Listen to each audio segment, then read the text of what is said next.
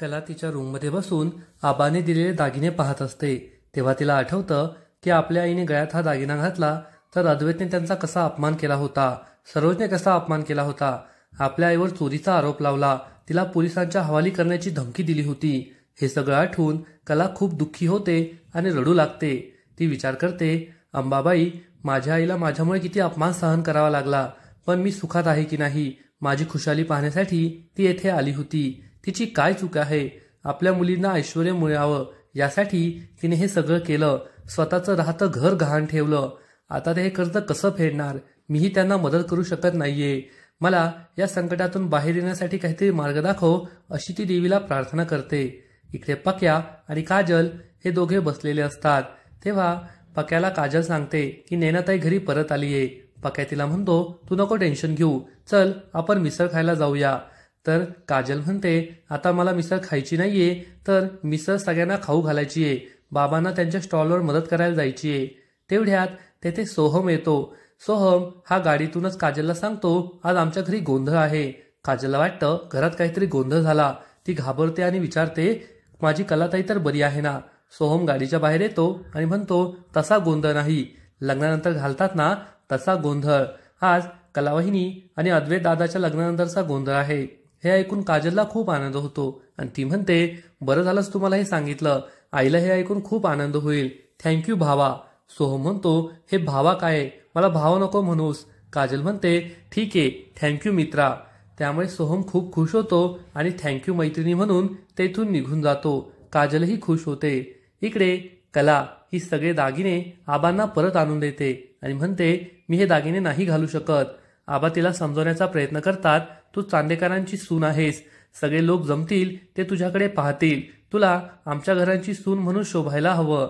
तेव्हा कला त्यांना समजावून सांगते, मी खूप छान तयार होऊन येईल, आपल्या घराची इज्जत जाईल, मी असं काही होऊ देणार नाही. परंतु सरोजला हे पटत नाही. आबा तिला समजवण्याचा प्रयत्न करतात. कला सांगते, पण या दागिन्यांमुळे माझ्या आईचा अपमान झालाय, हे दागिने मी घालू शकत नाही, तुम्ही काळजी करू नका, मी छान तयार होऊन येईल, चांदेकरांची अब्रू जाईल असं मी काही होऊ देणार नाही, असं म्हणून ती जाऊ लागते. तेव्हा अद्वैत हे सगळं ऐकतो आणि म्हणतो, एवढा ॲटिट्यूड कुठून येतो काय माहीत. तर कला म्हणते, हा आत्मसन्मान आहे आगाव. तर तो सुद्धा म्हणतो, तू अति आगाव आहेस, आणि दोघे तेथून निघून जातात. इकडे राहुल त्याचं काम करत असतो. नैना त्याला मेसेज करते तर राहुल तिचा मेसेज पाहतही नाही. त्यामुळे नैना खूप चिडते आणि विचार करते, हा माझा मेसेज का पाहत नाहीये. राहुल तिचा मेसेज पाहतो पण रिप्लाय करत नाही.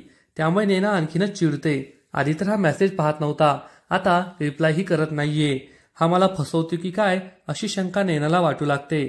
काजल घरी परत येते आणि संगीताला सांगते, तुझ्यासाठी एक आनंदाची बातमी आहे. आज कलाताई आणि अद्वैत या दोघांच्या लग्नानंतरचा गोंधळ आहे.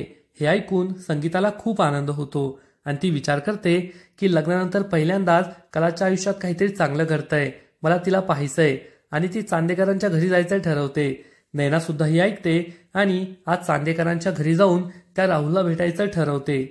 तर दुसरीकडे रजनी ही अद्वैत आणि कलाच्या गोंधळाची तयारी करत असते.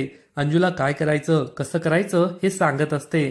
सरोजला खूप राग येतो आणि ती रजनीला म्हणते, तू खूपच आनंदात दिसते, तू त्या कलाला सून म्हणून स्वीकारलंस का? रजनीला काय उत्तर द्यावं हे कळत नाही. तर रोहिणी म्हणते, काय ग सरोज वहिनी, आता तिने कसं वागायचं काय वागायचं हे तूच तिला सांगणार का? तुझ्या मनासारखं नाही वागलं तर तुझ्या नाकावर राग येतो. सरोज चिडून म्हणते, मी तिला विचारलंय ना, मग तिला उत्तर देऊ दे, तुला मध्ये तोंड घालायचंच असतं का? तेव्हा रजनी सुद्धा रोहिणीला म्हणते, त्या कधीच मला त्यांच्या मनासारखं वागायला लावत नाही, मी जेव्हापासून या घरात आले त्या मोठ्या बहिणीसारखं मला सांभाळून घेतात. रोहिणी गप्प बसते. तेवढ्यात सोहमचे बाबा तेथे येतात आणि रजनीला म्हणतात, मला कॉफी हवी आहे. रजनी अंजूला त्यांना कॉफी द्यायला सांगते तर सोहमचे बाबा तिच्यावर खूप चिडतात. त्यामुळे रजनी ही स्वतःच कॉफी घेऊन त्यांच्या रूममध्ये जाते. कला ही सगळं पाहते आणि आपल्यामुळे घरात भांडणं होत आहे त्यामुळे तिला वाईट वाटतं. तेव्हा सोहमचे बाबा हे रजनीला समजावून सांगतात की अजून सरोज वहिनींनी त्या कलाला सून म्हणून मानलं नाहीये, त्यामुळे तू एवढा जास्त उत्साह दाखवू नको. रजनी सांगते, मला आबांनी तयारी करायला सांगितलंय, मी त्यांचंही ऐकू नको का? तेव्हा सोहमचे बाबा तिला म्हणतात, मला ते काही माहीत नाहीये, पण तुझ्यामुळे घरात वाद होऊ नये एवढीच माझी इच्छा आहे. आता मला माझं काम करायचंय, तू जा इथून. रजनी बाहेर येते तर कला तिला सॉरी म्हणते. रजनी तिला समजावून सांगते, या घरातील प्रत्येक जण आपापल्या जागी योग्य आहे एवढी गोष्ट तू लक्षात ठेव. थोड्या वेळानंतर चांदेकरांच्या घरी गोंधळासाठी सगळा स्टाफ येऊ लागतो. तर साफसफाई करणाऱ्यांमध्ये चक्क संगीता ही मास्क लावून तेथे येते. तर नैना ही सुद्धा वेट्रेस बनून तेथे येते. घरात गोंधळाची सगळी तयारी झालेली असते. गोंधळी मंडळीही आलेली असतात. अद्वैतही तयार होऊन येतो. तेव्हा रोहिणी ही सरोजला म्हणते, आपला अद्वैत किती हँडसम दिसतोय ना, परंतु त्या खरे मंडळींमुळे त्याच्या चेहऱ्यावर आनंद नाहीये. गोंधळी अद्वैतला विचारतात, तुम्ही एकटेच का आला आहात? तुमची बायको कुठे आहे? लग्नानंतर जोडीने यायचं असतं.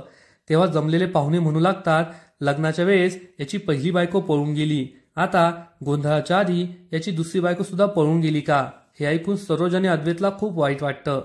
पुढील एपिसोडमध्ये आपण पाहू की कला ही तयार होऊन येईल आणि सगळे तिच्याकडे एकटक पाहतच राहतील. सगळे खूप खुश होतील. मग आता पुढे काय होईल हे तर कळेलच. परंतु तोपर्यंत लक्ष्मीच्या पावलांनी या मालिकेचे असेच नवीन नवीन अपडेट्स सर्वात आधी जाणून घेण्यासाठी व्हिडिओला लाईक करा, शेअर करा आणि चॅनलला सबस्क्राईब करायला विसरू नका. धन्यवाद. कला तिच्या रूममध्ये बस